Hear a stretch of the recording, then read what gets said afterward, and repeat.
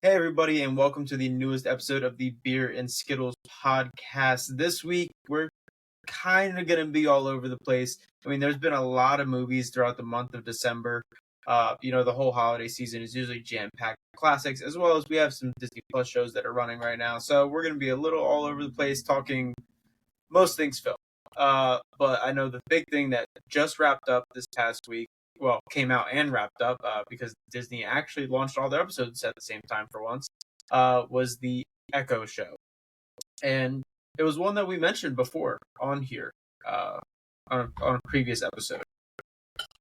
I think we've talked about it before. We've talked Marvel at length numerous times, and Echo was a show that I was looking forward to just because spinning out of Hawkeye, I really enjoyed Maya's character, and I knew it was going to be more grounded and bring us back to that street level that we had gotten from the Netflix shows, way back when.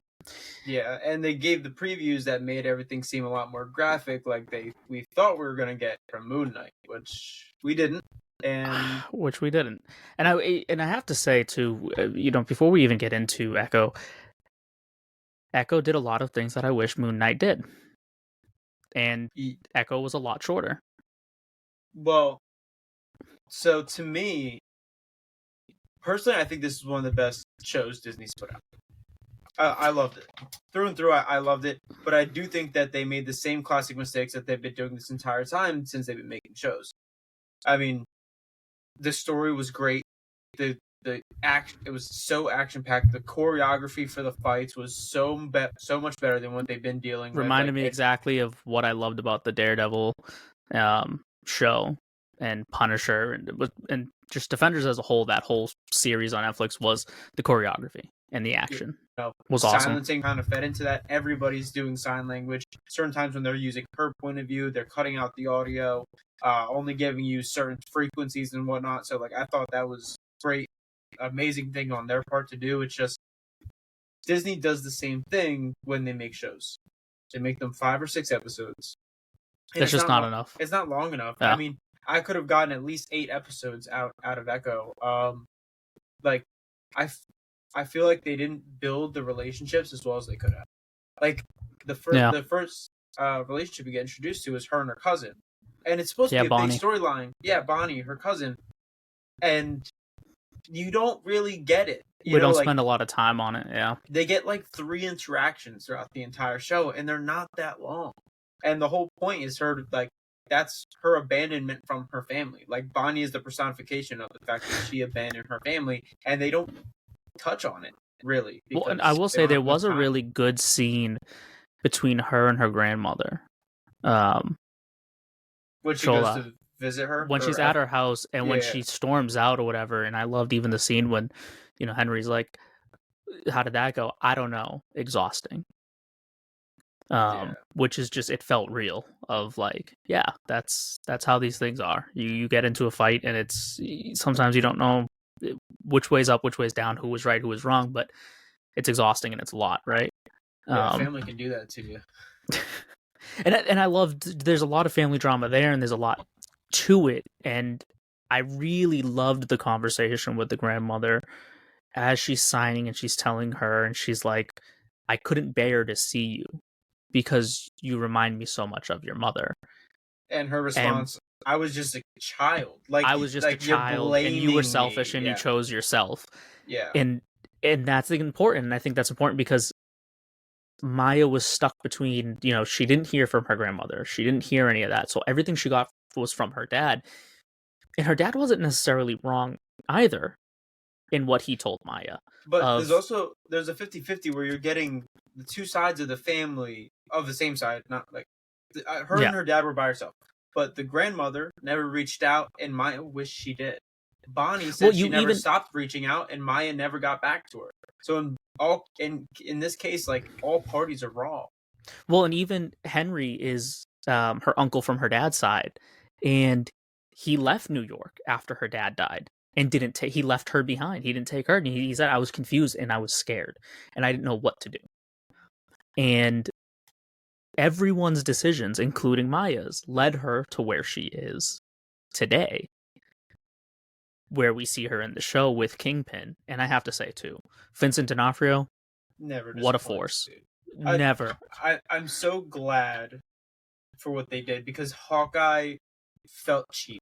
Like, they just kind of threw him in there to make it work. Like, but it didn't. And But he got I taken think down it so did. easily. I think it did. And you know what? I've really am like, the more time passes, I really enjoyed Hawkeye. And I No. really enjoyed. I liked Hawkeye, but I think the same thing happened in Hawkeye that they just didn't echo, which was, so the Hawkeye ending, they basically kind of ruined D'Onofrio, and they like kind of rushed the ending.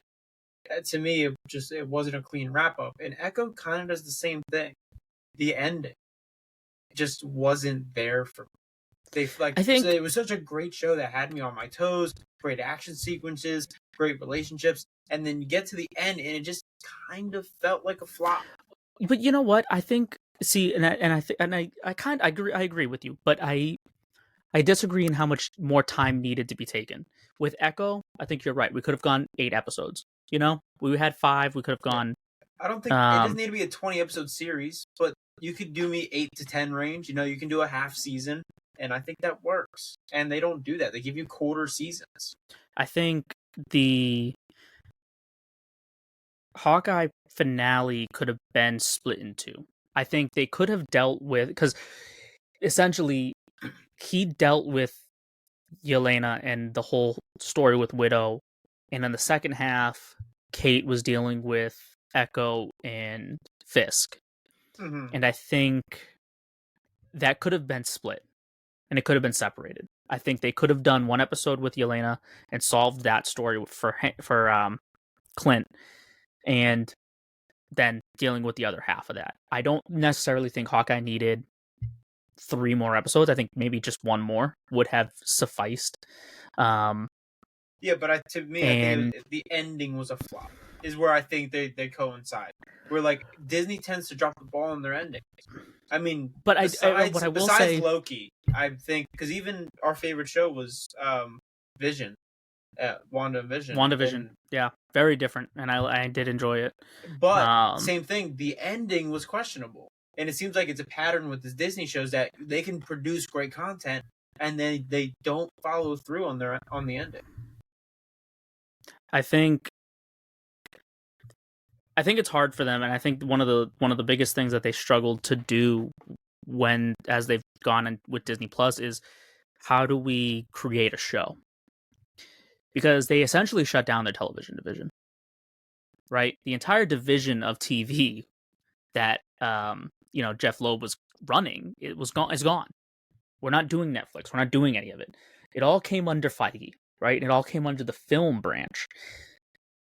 And film is different from TV. And you can see it in a lot of these shows. It's almost like they made a movie and then cut it up. Yeah, it's continuous. There's not usually a long amount of time. Like the it feels choppy and awkward. It feels like they're trying to make a continuous story with no side plots, no filler. That's the beauty of a show, that you have side plots and filler, because you have more time to get to know these characters, so you can deviate from the main story, which they never do. It's all just linear storytelling. Right. I did enjoy Echo, though. For its shortcomings, I don't think its shortcomings make it a bad show. I loved it. And here's the other thing. Don't get me wrong. Would I have loved to spend more time, even in a show that's perfectly done like WandaVision, right? Which I absolutely loved. I would have loved to have spent more time. Would I have loved to have seen more different styles of sitcom? Absolutely. You could have given me 10 more episodes of sitcom episodes, and I would have eaten it up like a starving child. I would have 100% been like, yep, more WandaVision, please. Same with Loki.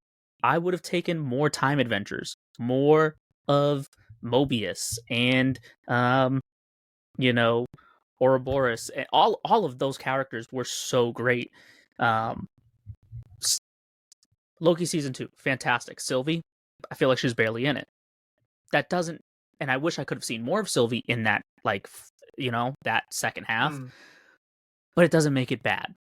And I think with Echo, yeah, it has its shortcomings of we could have spent more time on our family and that drama, but as a whole, really enjoyed the story. I loved what they did with it. I wish Moon Knight had a lot of that action choreography, but we didn't even get fight scenes at all in Moon Knight for some reason. Yeah, he just blacked out on all of them.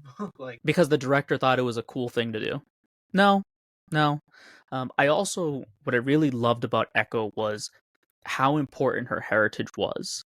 And it was brought to the forefront, and I thought that was really awesome because of her character. And it's something that I also wish Moon Knight had. We completely ignored his heritage and his background in that show, right? We get one episode where we show that he's Jewish, but it's totally just ignored because, hey, he actually has a third secret personality that's a cab driver that's crazier than the rest. Trash. All of it's trash. Yeah. What's terrible about Moon Knight too is that it was so spectacular before it came out. Like, possibly to date, my favorite costume Marvel's ever put out was Moon Knight. Yeah, no, like, it was great. The casting, Oscar Isaac is fantastic. It looked beautiful, like it looked so promising, and then it didn't deliver on anything that they said it would. Because not at all. They were starting to do those promises, like, oh, Moon Knight, like upping the rating and all that stuff. And what did we up the rating for? There was nothing different about this one than the other ones. And I did love, well, they didn't really up the rating on Moon Knight. It wasn't TVMA, I don't think. I'm pretty sure it wasn't. No, it wasn't actually, because the first TVMA show is Echo. Is it? So yeah, so it wasn't. On Echo, I will say, and this is where I'm going to get into spoilers for it. I knew how this was going to end, and that post-credit scene, I knew where it was going, and absolutely fantastic. I cannot wait. I'm so excited to see where we go next. And they had talked about Echo was going to be a bridge between, everything that's happened to Daredevil Born Again. And I think it's going to be really cool to see, with that ending, Fisk moving into what he's, obviously going to run for mayor. Well, I think it makes Fisk just a bigger player, which is great. I mean, but also in the comics, Kingpin's everywhere. Well, and I think what we're gonna end up running into is Fisk is going to run for mayor, and he's gonna end up winning, right? And that's going to become the plot in Daredevil. Is that also, what did Echo change in him? She went back into his memory, and she changed something: the pain, the anger, And you can kind of even see he's not as angry when he's on the plane and he's watching that news thing, right? Somebody who understands the pain that the city is going through. And he's watching that, and he's not watching it with, I understand that pain because I'm still angry. He's like, I understand that pain. And I think I can, can a contestant come out? Is it still too late? And I think that he's going to be slightly different from what Matt remembers going into the show. But as we know, they both find their way back to where they were. Fisk will always be Kingpin, and Matt will always be the Devil of Hell's Kitchen. There's no changing who they are, especially to each other. They have too much history. So it's definitely going to be interesting seeing them come back and to blows. And I like that even Daredevil's barely in Echo. I enjoyed his small little cameo. Yeah, it was fun. Flashback, like, hey, like, she fought him. Like, that basically all it was. Yep. Which was cool, and I like the post credit scene as well. I didn't really love the ending with Echo defeating him with the spiritual powers and everything. Like, I mean, that could have been cool, but at least give me the fight sequence first. Like, give me something that gives me some kind of payoff, because everything felt like it ended really fast. Like, they did this big build to the powwow, and like all of his men were getting into there, and like they're showing them getting set up, and the meeting of these two characters, her heritage with all of her ancestors behind her. Like, it looked so epic, and then it's powerful. It ended so fast. Yeah.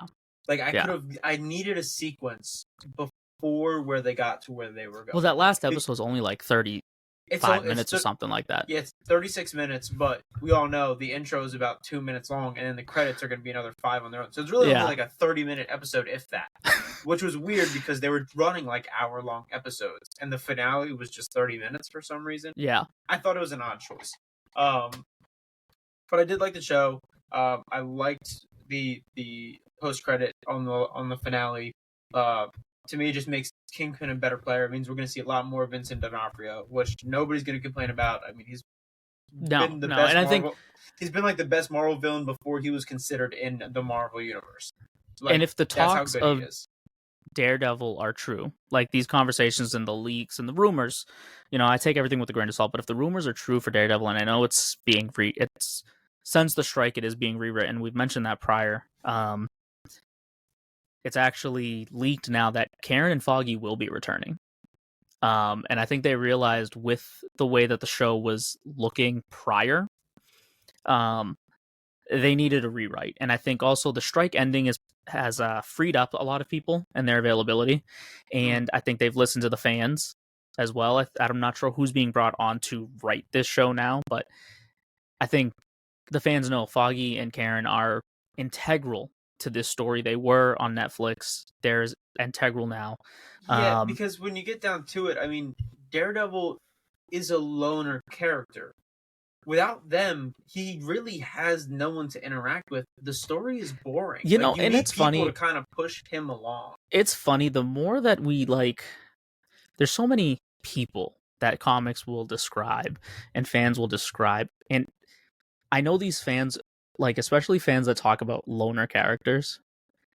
If I were to who's a loner character, I know exactly what people are going to say. And those people typically only consume one form of media for these characters, and it's usually just the movies, because those characters are anything but loners, right? If we went on the street and I said, hey, name me one loner superhero, a superhero that is a loner, dark, mysterious, and doesn't like people. Who Wolverine. Are people going to say? Wolverine. They're going to say Wolverine. All right, give me one from DC. Batman. Yeah, those characters are anything but loners, okay? They claim to be, and they claim to be this dark, mysterious. Wolverine is probably the only hero that's been on absolutely every single team. Yep. Batman has a million sidekicks. So it's just hilarious how we describe these characters. And Matt, he's another one. He's he always comes in with team ups and cameos and stuff like that. But to me, that's different from his story being progressed with personal relationships. Yeah. Matt doesn't contain himself with a lot of personal relationships. So if you take away Karen and Foggy, Matt doesn't surround himself with people as Matt Murdock. Daredevil, I don't think, is a loner. Matt Murdock is. Yeah. And in that case, it feels like if you take away Karen and Foggy, it's very boring. You're not getting a you need somebody else because storyline. There's a lot to him, and there's a lot that's unsaid, and he needs somebody to talk to. If it's just him by himself, you get nothing from him. I'm very excited for Daredevil. I, wouldn't be surprised if we see Echo again in, his show. Rumor is that Punisher's going to be in it. I know that apparently they've talked to Kristen Ritter and trying to get her in back as Jessica Jones. None of these characters are a problem to me because they are grounded and they are very much a part of his world and this world. Even if they brought Jessica back in, so much time has passed from Jessica Jones to where we are today in the MCU. I would love it if her and Luke Cage are together already. It could have happened off screen that they got together. It would be awesome to see when Jessica pops up, or even if she just mentions Luke, would be a nice reference. Even somebody like She-Hulk, if she showed up for an episode, because I know that they want to focus a lot too on the courtroom side of things, because he is also a lawyer and they don't want to lose that aspect of him. I think bringing She-Hulk in works because we've already established that they know each other and that they work together, or they can. So, but it would be cool to see She-Hulk in a more serious show You know, there was nothing wrong with her show. I actually liked She-Hulk, and I liked the meta ending that they had and all the craziness of it. But it would be cool to see her in in a much more serious, like, nope, this is very procedural and by the book and whatever. Mm. Um, in this grounded life of New York and where that can go. Um, very, very excited just generally for Daredevil, and um, I like that where we are now in Marvel exists this very cosmic multiversal thing like Loki, and then this very contained, grounded story in Echo. Um, that's not, I say contained, but it's very much a part of this world. Like, none of it is excluded, but Yeah. you know what I mean? Like, it's very, very different from each other, but Yeah, they're no, happening at the same time, and it's awesome. there's a scale. Yeah. Like, not everything is the end of the world, but that doesn't make it any less entertaining to watch, and it doesn't make it any less of a story to tell. So it's impressive that they're able to do both, because some people can get lost in, we have to top the next thing, we have to top it, we have to keep topping it. I mean, and it's like the Fast and Furious method. Okay, now we send the cars to space. Like, And now what? yeah. So Yeah. Where do we it, go? it's a crazy thing, and it's glad to see that they don't get caught up in it. But all in all, I liked Echo. I just wish that they make Disney Plus series longer. I hope Daredevil. They already have like 3 seasons of Daredevil. Follow the same formula that they had beforehand, and you'll be okay. Give me I like think they're splitting it. I think 12 it's supposed to be 18 episodes. episodes. I think it's supposed to be 18 total, but I think they are splitting it between season 1 and season 2. So, Okay. I mean, I guess that's fine. That's still more than we've gotten in the past. So, yeah, I'm absolutely. not complaining about it.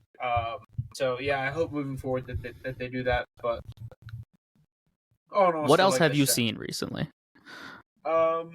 So my most recent watch, I mean, was Iron Claw, uh, which was, for those that don't know, is a movie based on the real life story of the Von Erich family, which is a family in the professional wrestling community. They all wrestled back in the 80s. It's known to be one of the most tragic tales in the world of professional wrestling. Uh, so I was excited about it. For those that don't know me, I actually am a big wrestling fan. I watch myself some Monday Night Raw and Friday Night SmackDown. Um, it's entertaining. It's fun. These guys are fucking athletes. If you don't really know or that much about professional wrestling, that movie actually does describe a decent amount of it, and they portray it pretty well, because they had actual uh, WWE wrestlers on set to do all of their fight choreography, and to direct them and all of that, and be consultants on the movie. Um, but the tales, it's a tragic tale, and No, I I've think, heard it's depressing. yeah, yeah, it can be, and I liked the movie. I think they did a great job. But if I were to do it, I think I would have gone a different route. Mm. So the two biggest actors in here are Zac Efron and Jeremy Allen White. Uh, Everyone knows Zac Efron. Jeremy Allen White is kind of the breakout star for the past couple years, especially with the Bear. Um, you know, he's one that's coming into a megastar into this world. The Von Erich brothers is a family that stems from the dad, Jack Von Erich. He had 5 sons. Every single one of the sons, except for one of them, dies, like before the age of 30. And they all get into the world of professional wrestling. So it's a very tragic tale of that, and they centralize around the second oldest brother, who's Kevin Von Erich, who's played by Zac Efron. And one thing that they do, which I kind of respect, because sometimes people don't really go this route, is that they pick the central character and they only tell the story from his point of view. Mm. You don't really see scenes that he's not in. It's very rare, unless they just need to like get a story point out there. But it's only from his character's point of view. Which, So it's everything he knows. yeah, which is cool in a fashion that you don't get to see that often. Usually, movies are an omniscient thing that you know everything. Right. This one was more grounded to where it focused on him. But More autobiographical. Like yeah, it's that whole. so which it's cool, but I think if they would have utilized the ensemble cast better, and Mhm. not just use his point of view, because again, the whole thing is that it's a heartbreaking tale. You go into it knowing that it's depressing because it's a real life story. People know the story. They go into it knowing what's going to happen. Uh, you there isn't really a payoff until the end. Like I know there's some people that might feel sad, and it's just a sad thing, throughout the movie to see all this whole family basically die one by one by one. Um, but like he's not there for their deaths, so it's like more like he comes home and they tell him like, oh, He's finding out okay, about it. yeah, Carrie died. Like, oh, David died. Oh, Mike that like there wasn't enough to where I feel like they should have focused on each individual brother in kind of their order of passing so that you get more attached to them and their deaths matter in the moment. Mm. So if they would have utilized the ensemble cast better and kind of went about it that way, I think you would have had more payoffs throughout. But I will say, it still was a sad movie, and the ending fucking breaks your heart. Like it's spoiler warnings. I'm gonna throw it out here because it was so beautiful the way that they did this.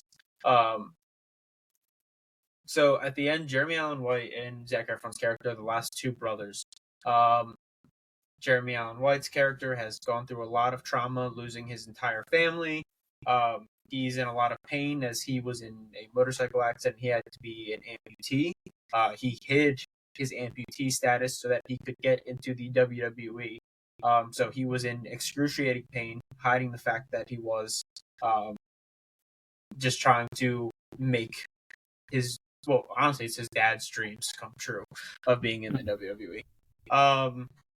And it becomes too much, and he commits suicide. He unalives himself, if we're gonna put this on TikTok. And Zac Efron, very emotional. He gets there almost at the moment of his brother's passing. Goes through this whole scene. It was much more emotional than the other two brothers, where they kind of die off screen. Um, but then they show this sequence where he kind of is just in a field, and he has his leg back, and he goes into the river, and he kayaks down, and he sees his other three brothers, and they're all in the state that they were before they died, but happy. Mm. And it's like a reunion of the brothers. That was a very touching scene, very beautifully shot. And then one of the very last scenes of the movie, because again, it goes through Zac Efron's point of view, so he lived to go on, and he was in the world of professional wrestling, but he hung it up. He was no longer in the ring. He had a wife, he had kids, just went on to live life. And he's sitting down in the field, and his two kids are playing, and he's just watching them, and he cries. He just starts sobbing, and his kids go over to him, and they're like, "Dad, what's wrong? What's wrong?" And the whole thing is like almost a story of toxic masculinity. Like their dad would never let them cry. You never show emotion. You don't wear sunglasses to the funeral, and you still don't shed a tear. Like that was his whole attitude. So he's crying in front of his kids. He's like, "No, I'm sorry. You're never supposed to see this. I'm supposed to be strong, whatever." And they're like, "No, like we cry all the time, Dad. Like you can cry. We're here for you." And he tells them, he's like, "I'm just looking at you guys, and I was a brother once."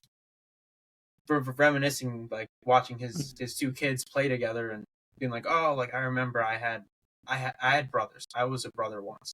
And like the kids respond like, "We'll be your brother, Dad." Like it was very like Heartbreaking. heart shattering type of moment in a movie.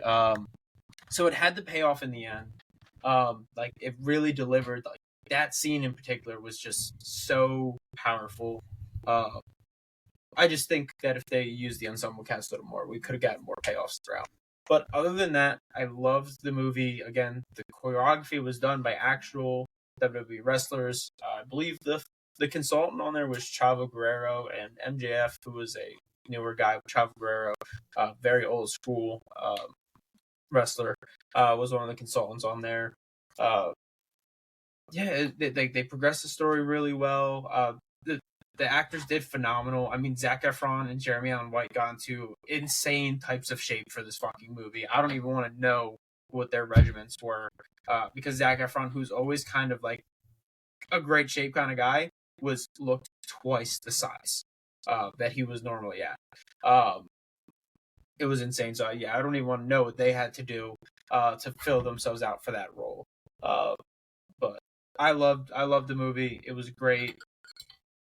I would have made subtle changes if I did it, but the way that they did it worked so well, so I can't really complain. Yeah, no, it's definitely on my list to check out next. I'm trying to keep up with movies. It's hard. There's a lot of content out there to consume. So Iron Claw is definitely on my list next to watch. Especially with the recommendation like that, I'll be ready to cry. So, oh yeah, exciting. It's a heartbreaking tale, but it's worth the watch. Oh, the only other thing that I didn't like about this movie, the guy that played Ric Flair, don't know who he was, because they have like other like wrestlers and stuff that you might recognize and whatever. I don't know, he was trash. I was like, there's a million people that do Ric Flair impersonations that were better than this guy. Other than that, but I know you've seen a lot more movies recently than I have, so you have a lot more to talk about from things that have been coming out throughout this holiday season and the end of 2023. I've seen a few movies, and I'll run through them kind of quickly. I want to avoid some spoilers for one of them for sure, and I think just going out there and experiencing it for yourself firsthand. But I will talk a little bit about each of them. First, I know I didn't get to talk about it, but at the end of last year, I did see Godzilla Minus One, which is a foreign film. It's a Japanese film taking Godzilla back to his roots, making him the bad guy. This is a single monster movie. There's no other monsters in it. It's just Godzilla, and he's absolutely terrifying. I can see why originally Godzilla was a horror movie. They made him terrifying in this, and the movie is also heartbreaking. I cared about the people in it. I wanted them to survive. When it comes to the Hollywood movies, Godzilla versus Kong, I don't care about the people. I just want to see giant monsters fight. I don't care about what the little people are doing, discovering, the hollow earth. I don't care. I just wanted to see the giant lizard and the giant monkey fight each other. In Godzilla Minus One, I really, really cared about the people, and I wanted to see them win and see them survive. It was heartbreaking watching Godzilla come through and demolish this city. Whereas, in these other the Hollywood movies, I'm like, oh yeah, the city got destroyed. Yeah, that's what happens when a monster comes around and he's fighting other monsters. But in this one, it was like, he's not fighting a monster. These people have done nothing. So I highly, highly recommend it. The whole movie is in Japanese, but don't let that deter you at all. Watch it. It deters me. We're not going to get into it. We're just not. We don't have all day. I watched The Color Purple recently as well, which was awesome. It was a musical, so it's different from the original. If anybody's ever seen, for those of you who have seen the original with Oprah and Whoopi Goldberg, but still, beautiful movie. The story is heartbreaking. Celie goes through a lot. Her character goes through so much that would be way too much for anybody else, and she perseveres and she continues.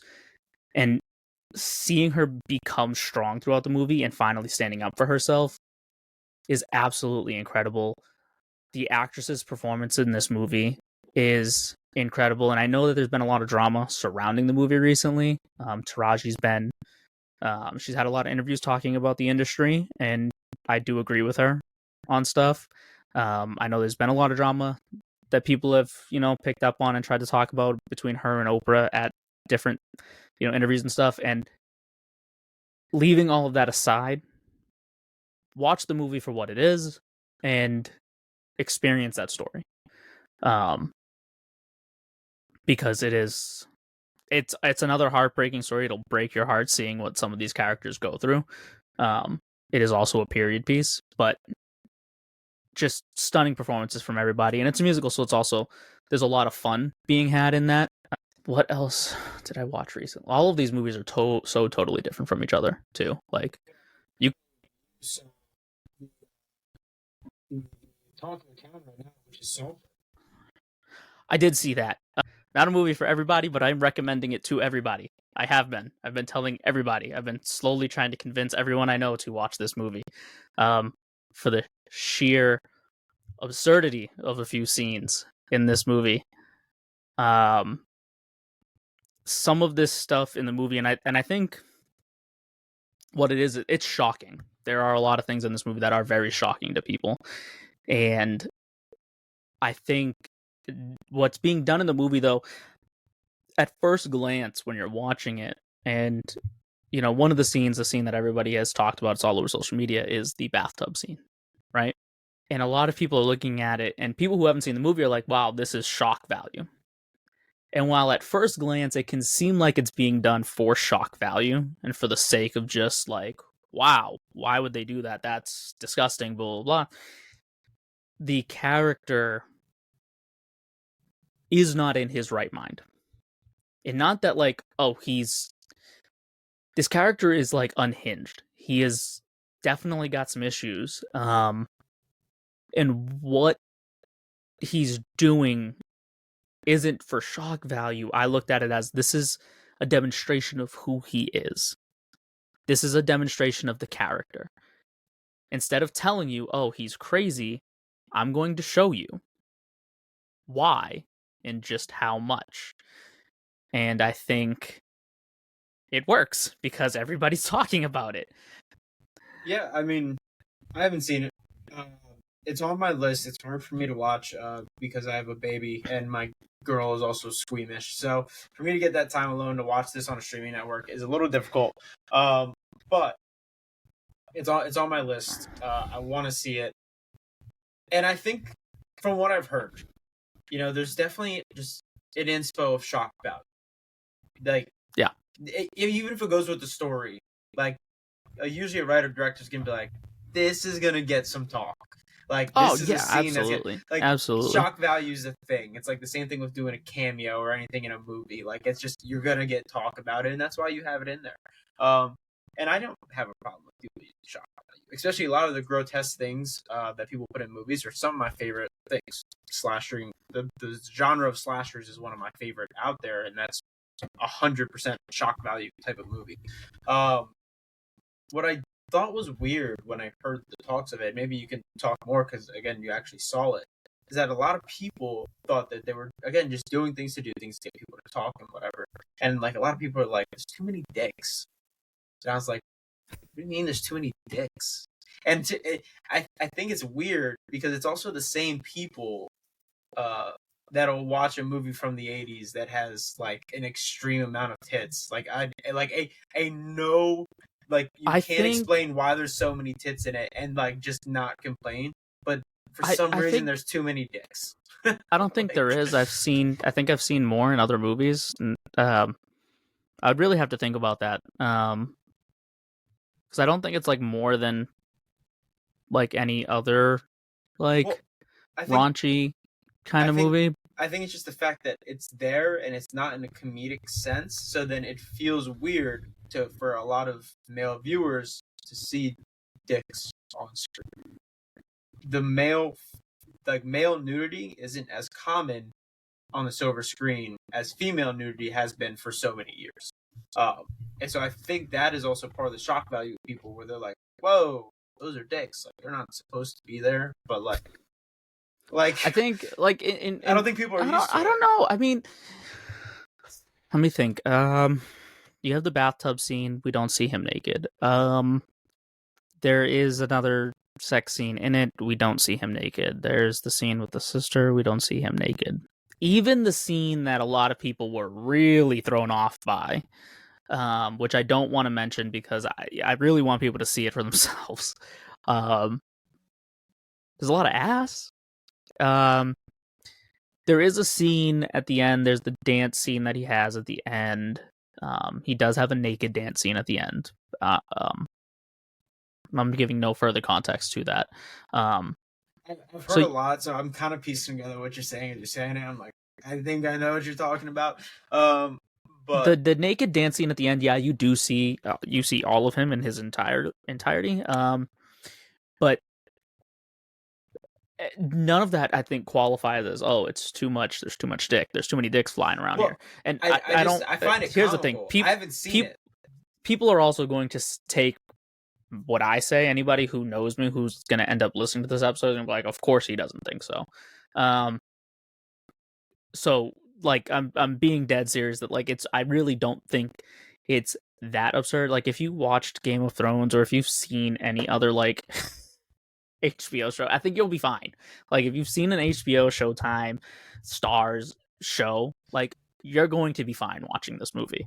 Well, to me, I thought it was weird when I heard comments like this, where it almost straight guy. Okay, I don't care about seeing dicks on screen, especially if the story dictates dicks. But people that were saying it are the same people that'll watch an '80s movie that has just tits everywhere for no reason or no context, and they don't complain about that. So it almost feels like people aren't used to seeing the naked male form on screen. As it's not...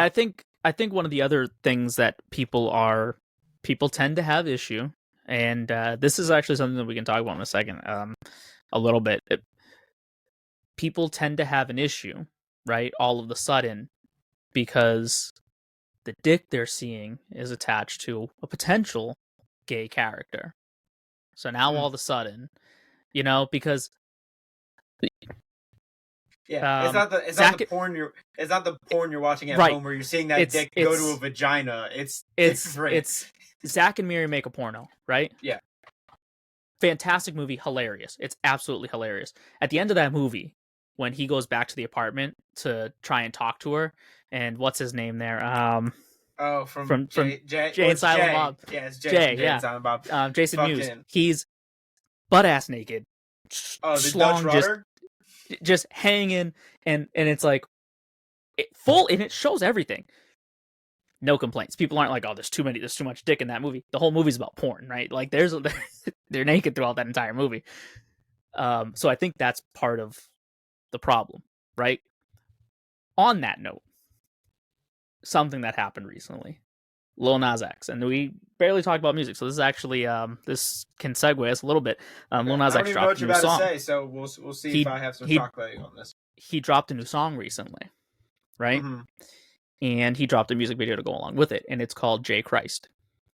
And similar to his other videos, it's him, and he's dressed up like Jesus, right? And it has to do with like heaven and hell and all of this, right? Mm. At least that's the imagery in the video. And everybody, again, is losing their shit over, oh, don't talk about my God like that. God's gonna have things to say. God will get you, blah, blah, blah. These people are absolutely never religious. These people are never talking about their religion. They're never talking about their faith. These people out the woodwork all of a sudden can quote the Bible. No, they can't. But they have a problem with this video, right? They have a problem with a man talking about something that's never included him, something that's never been inclusive to him, right? And now you have a problem with him talking about it. Well, you weren't including him anyway. This wasn't for him, and now he has commentary on it. That's the point, and you're only proving his point by saying, God will take care of you. That's the whole point behind it all, is why? For what reason? So, all right, I think a lot of this is it's stupid. It's stupid in the way that I'm not a deeply religious person. However, I grew up going to church, and I have family that is religious, and I went through all the steps to figure out that I'm not very religious. However, I think it's dumb in any aspect of anything, religion or not, to care what other people do and give them scrutiny for it. It's a music video. Right. You already know from this guy's content. Why are you looking at his content in the first place? He's already done this. He gave the devil a lap dance in a prior video. That's so the funny thing. Why do you even see his name come up and be like, I have to That's watch the it? funny thing. Yeah. It's not if you already know you don't like him, then why are you watching it? Just to be able to comment. That's why. And again, let me preface with, for all the people who are going to then jump on me and say, oh, well, you don't know what you're talking about. I grew up Catholic. I know exactly what I'm talking about. Okay? So for the people that do want to play the, oh, I can quote the Bible, so can I. We can play the tit for tat of, what is said and what is allowed and what isn't allowed, right? But it's absolutely ridiculous. It's just a music video, people. Like, let's move on. He's not hurting anybody. And honestly, your commentary, you're giving him all the publicity he wants and needs. That's it. Yeah. And he knows you're going to make these comments. He knows it's going to be controversial. What I think is crazy too is that it's a fashion in what he does it and of who he is. So there's a slightness of one. He does it in absurd ways. I didn't see this video, but I'm going to base it off his last videos and who he is as a person and say that he probably did it in a very absurd way. It probably looks ridiculous. It's probably funny. Like, there's probably so much different context to it. But these same people will watch and listen to, like, music from, like, the 70s and 80s and classic rock bands and people that have all this devil imagery and Satanist imagery, different rappers, current-day rappers and old-school rock artists. And not a care in the world. Not a care in the world. So it's a little bit, I think, of hypocrisy, a little bit of homophobia, a little bit of just the fact that he goes over the top. He doesn't care. No, he doesn't care. So, again, I don't know. I hope it was a good song. I don't know. It was entertaining.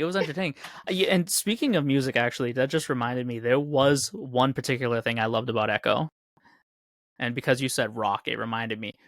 Dragula playing during the fight scene in the roller rink. Oh yeah, that was pretty cool. Incredible. It was awesome. Everything, like, the lights cut to red and Dragula came on. I was like, oh yeah, shit's about to get real. So, but on that, I agree with you. I think people taking, blowing things out of proportion and caring too much. Enough controversy. What else have you seen? Oh, actually, no. There's one that we both seen. This one's a little older. It came out, I think, back in November. So right before the holiday season, or kind of the beginning of the holiday season. Hunger Games. My birthday. Yeah. Was it? What? They came out on your birthday. Okay. Yep. Cool. Hunger Games. This one's an older one. I'm sorry. You guys have all probably seen it. If you haven't seen it, go fucking watch it. No, it was incredible. I loved going back to Pan Am. I appreciate that, like, they didn't capitalize on the publicity, the popularity of Hunger Games and said, let's make a shit ton of these movies. Let's just spin off and tell you about every single past Hunger Games. Let's give you origin stories and movies for each one of these characters. They didn't do that, and I appreciate that. So I think I appreciate this movie even more for what it is, and watching Snow become what we know as a villain, because he's very much not that character at the beginning of the movie.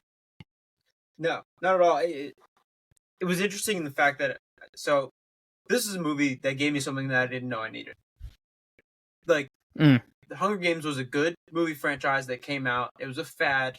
I mean, it's a fad franchise that came out. It was the biggest thing in the world. It was the biggest thing for about 5. It spawned a million dystopian movies and franchises. For 5 years, and then 5 years later, no one cares, no one remembers.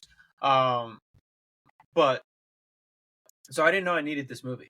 I saw it coming out. I was like, oh, that's cool. I'll see it. The nostalgia of watching the other 3, watch the spinoff, be cool. Holy fucking shit. It was the best movie. If you like, the first 3 were phenomenal. This one got no talk. This one is the best movie. It's absolutely incredible. And it's possibly my favorite movie of the year. I've seen all the bangers of the year. It's possibly my favorite movie of the year. Fuck Barbie. Fuck Oppenheimer. Whoa. Oppenheimer was incredible. No, but I think that's my point, is that I think it's so good. It might be better than Oppenheimer, which was known as the masterpiece of the year. I will say, as far as awards go, Oppenheimer's definitely the best movie of the year. But I will say, my favorite movie of the year was probably Godzilla Minus One, just because that movie was so fucking stunning and shocking to me. But I agree, the Ballad of Songbirds and Snakes was so good, and I loved those characters, and I love even the ambiguity of the ending of when she walks out the door and like that whole forest scene at the end. Oh my god! When he's Lucy, it Lucy, and turned like it turned into a psych thriller at points. Like yeah, this isn't the action franchise that we know as the Hunger Games. Like this is a story about personal relationships, psychological torture. Like it is so yeah. insane. And the three, I haven't seen this movie in a couple months, so forgive me that I don't remember these people's names. But the people that played Lucy and played Snow, and also then Viola Davis, fucking killer performances. And let's just say for villains of this movie, I want to give a special shout out and a special thank you to whoever casted Viola Davis and Peter Dinklage as villains in the same goddamn movie, because Jesus, were they fucking incredible. And like they had like one scene together, really, like when they started the Hunger Games in that movie, so they're barely on screen together, but they're both villains in different ways. And they're both incredible. They're both so incredible. Um I absolutely loved the movie. I think he did an amazing job playing young Snow. I think he did such a good job going from this, naive boy to, you know, this mastermind. And there's so much in that movie that pays off in the original Hunger Games movies that we've seen. Oh yeah, like the songs and stuff that yeah, find out come from Lucy Gray. Yep. That they then Well, sing and even in the Hunger Games and even the calls and everything. what's funny is, and I don't know if you noticed this, you get the scene when he gets caught, right? And Peter Dinklage has the handkerchief and the little container that had the poison in it on the table when he walks in, right? As a like, we caught you. If you go back to the first Hunger Games, when is it Seneca? Is that his name? The one with the beard design. Yeah, I believe so. When after he got caught, right, and they blamed him because of for the games, and he walks in the room and the berries, it's just like the berries on the table, yeah, the poison ones, and it's like, oh, so Snow pulled this exact same trick from what was done to him years later. Like he's still doing like he learned a lot from these people that did it to him, and just absolutely incredible. And I loved even the ending with his cousin, the cousin who was such an important character as well, who is in the Hunger Games movies. I loved at the end when how do I look just like your dad? And it's such an insult, right? Because he wants anything but to be his dad. Especially after he found out his dad created the Hunger Games. Like, it's such an insult for her to throw, and she knows it's an insult to be throwing at him of like, yeah, I look in your eyes and you look like your dad. That's what you remind me of. And incredible. I absolutely loved it. And it's just, there's also that mystery at the end of like, well, where did Lucy go? Yeah. And we never find out. We'll never know. I'm glad that they're not, but at the same time, it almost makes me wish I had more. Yeah, no, absolutely. Like, I watched that movie and I came home and I was like, what streaming services are the Hunger Game franchise on? Because I don't remember them being this fucking good. Let me rewatch and we don't. Right, we know nothing about Lucy. We never find out. And that's leave the audience wanting more, right? And we do. And I think, again, the beauty of the Hunger Games is just because we want that answer, they're not going to give it to us. We're not going to just get, oh, well, here's the sequel, and like that's it. It's But left to our imaginations. you have to appreciate that of knowing when to stop. I think they have room to go, but they also they keep the author heavily engaged with the movie franchise, Yeah. and they're very respectful to each other. It seems like as to what they want to do and how they want to go about things, which is a great relationship to see when you're spinning off and you're telling a story in a different media, to make sure that you keep the author in there, keep them working. So that's great. Again, I loved the fucking movie. It made me love Snow, and it kept me hopeful for him throughout the entire fucking movie. The whole movie, I am just hope. I'm like, I know where this ends. No, but all of a sudden you're rooting for this guy. There's another movie like that we talked about earlier this year, and I can't remember. I might come back to me where it did the same thing, where I'm like, oh my god, like this whole time I'm watching him, and I know he's a piece of shit. Yeah. But I keep freaking. What was it?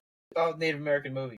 Leonardo Killers of the Flower Moon. Killers of the Flower Moon. The same thing that DiCaprio does in Killers of the Flower Moon, where I know this guy's You're just hoping he's going to change at some point. I know he's a piece of shit. I know what he did. I know what he's doing. Please give him like the saving grace. And the same thing that they did with Snow here. The difference is, like, I mean, Killers of the Flower Moon is based on a true story, so we know where it ends. But the other thing is too is like we know where Snow's going.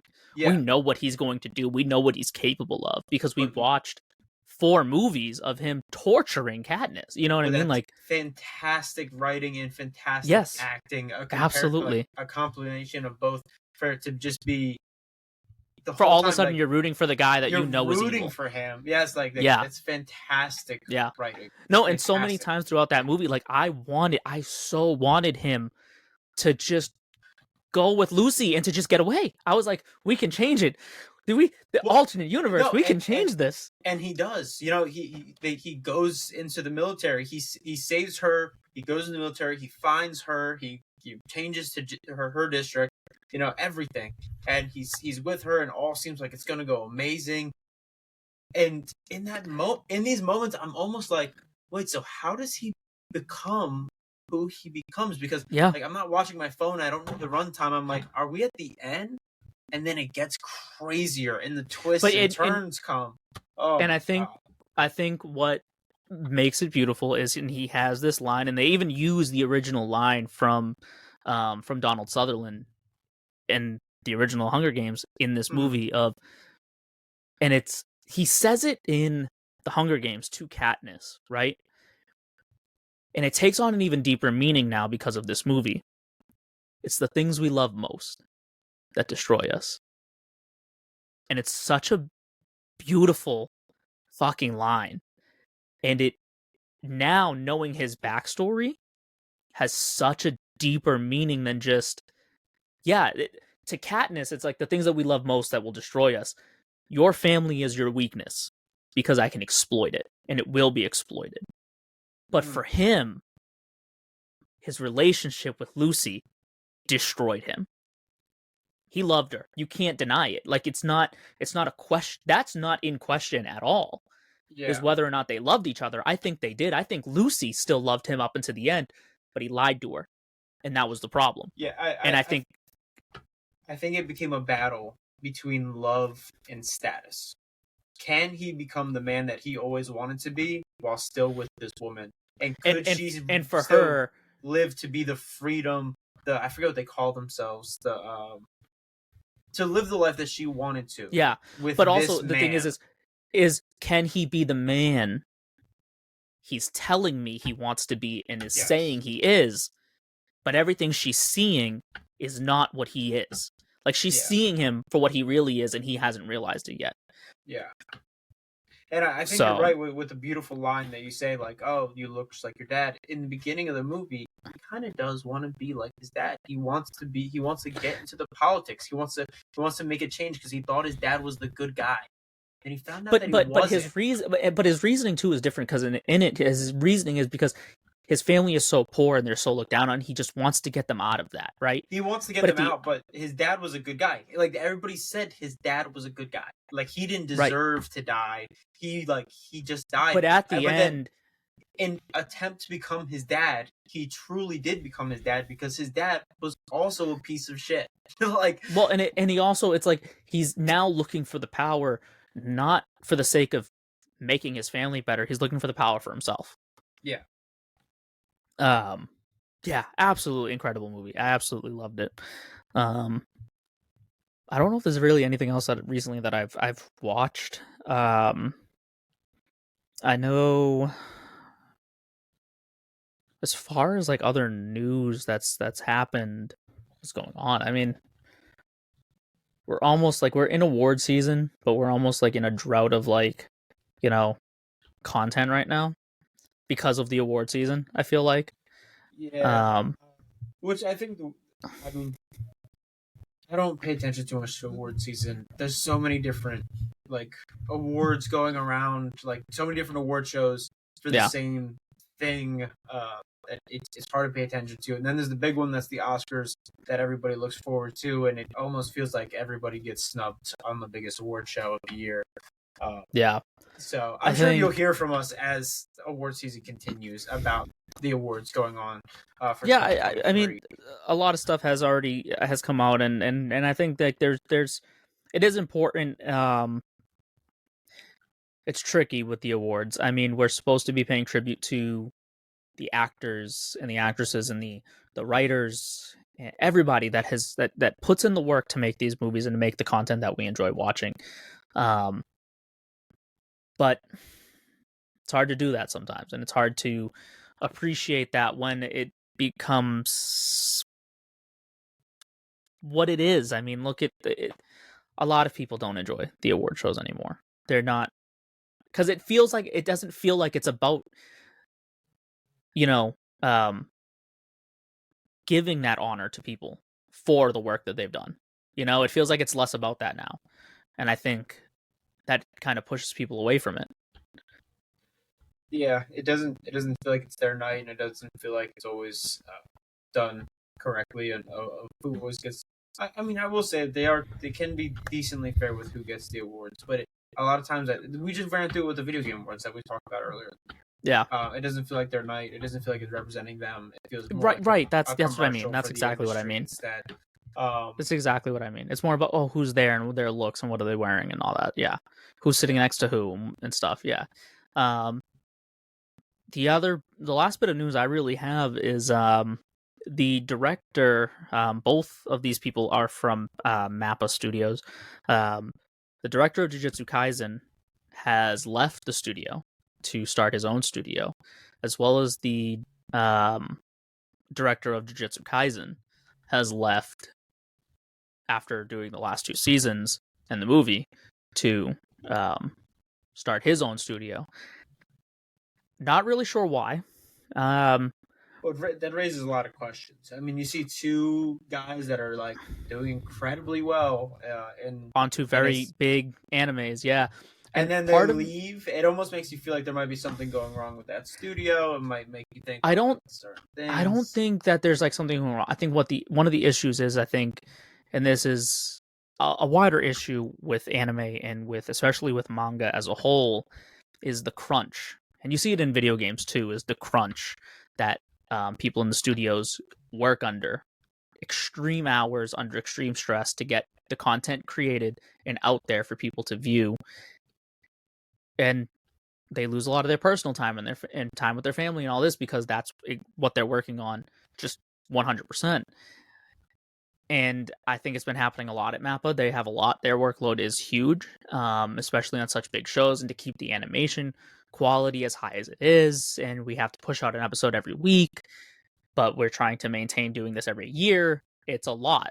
And maybe my thought is to maybe try to create more studios so that we have less of that, and create environments that don't have as much of that. Well, Mappa was already kind of falling behind from what their original schedules were for things because they weren't equipped to handle, I think, this much work. I mean, you see JJK and Demon Slayer running at the same time. Demon Slayer is running away with so much content that they're producing, and JJK put the movie out and they couldn't put a season out that year because we don't have the manpower. We can't push that much content at one time. So, it brings a lot of questions to see what's going on in the studios, see if that's the case. And you're right. I mean, people treat animation like it's live action, but in my opinion, a lot goes more into live action, into animation than it does live action. I mean, to do all of that is excruciating work. Painstaking hours of work goes into animation. And then on top of it, the acting is done on top of that. Yeah. We have to then voice it, and we're voicing it because it's anime. We're voicing it multiple times. We're doing the sub and we're doing the dub, and the other thing I think we kind of forget about is that, like, when the dub is done, we're not just talking about the English dub, because that's what, like, you watch the English dub of it. It's dubbed in how many languages? You know what I mean? Like, Spanish, Portuguese, German, fucking any Italian, language you can think of. Yeah. It ends up being dubbed in that. Especially for something as big and popular like that. And they're doing that, every, 2 weeks that the dubs come out. The dubs are like a week behind or something like that. So it's like they're usually like an episode or two behind. So it's a lot. It's a lot of work. So maybe with more studios being there, we'll get less of that crunch, and we might be able to see also at the same time more content from these shows, because there's Mappa can focus solely on Chainsaw Man, so they can keep up with that. And then we don't see a drop in quality. But like I've seen with the director My left, Hero. but JJK is still going to be running with Mappa, correct? Oh yeah, 100%, 100%. But that doesn't mean it can't change. Look, I mean, Attack on Titan switched studios. That's true. So, but God, I feel like we've been yapping for a while, and I think we're around that 1 hour mark where you guys probably don't care what we're saying anymore. A lot of movie recommendations, though. A couple of shows, A lot, and there's going to be a lot more to come. Again, award season's in full swing. I know we've mentioned it before, but the Percy Jackson show, as we're talking, is in full swing. So that's going to be a topic of conversation soon. Award season, a lot of award show things to be talked about in future episodes, and a lot of content that I think is going to be coming out and going to be great at the beginning of the year. And I'm also we're talking about, we have so many movie recs. I'm also still behind on movies. So next week I might come in with more that I haven't seen. But before we go, I don't think I mentioned it. If you're skeptical on getting into Saltburn, I have 2 movie recommendations that I think, if you like them, if you can get through them, Cruel Intentions and The Talented Mr. Ripley. Both are older movies, but I think they have a similar style and tone, as well as if you're looking for something that definitely has the same feel. This Saltburn, this is the director's this is Emerald's second film. Promising Young Woman was her first film, and Promising Young Woman is amazing. It's incredible. It's absolutely incredible. So I would recommend those 3 movies. If you're looking to see, okay, am I going to like the style? Watch Promising Young Woman. If you want tone-wise, Cruel Intentions and The Talented Mr. Ripley. I have heard that Saltburn is almost like a rip of Talented Mr. Ripley. Now, I don't know if that's people that are bitter and don't like the movie and are saying that it's a rip of it, but at the very least, it's very, very similar. It's what I've heard. Definitely not a rip, but the main character definitely shares some similarities that I think Matt Damon's character in The Talented Mr. Ripley has. Okay. And I think that's why I would recommend it, is like just the headspace of these characters. As far as like the raunchiness of it, I guess, and I feel like raunchiness is still the wrong word, because it's not like crude and it's not humorous the way it's done in Saltburn, but Cruel Intentions definitely has like this. It's sexual, and there's a lot of that in Saltburn. Yeah, wild movie. I highly recommend. Don't watch around kids, but I highly, highly recommend watching, just so you can cover your eyes and be like, what did I just watch? What is happening? Because it's awesome. It's movies like that you can't rewatch a second time. Like the shock value, it hits you the first time, and then you're like, oh yeah, that's the bathtub scene coming up. Like, you already know. Like, it loses it. Well, on that weird recommendation, thank you guys for listening to this week's episode of the Beer and Skittles podcast. Let us know if you've seen these movies, what you thought of them. We'd love to interact with you guys. Be in our comments, DMs. Let us know what movies you've seen recently, what you think of the movies that we've seen recently, what you think of the Echo Show, what do you think is going to be happening with Mappa Studios, all the above.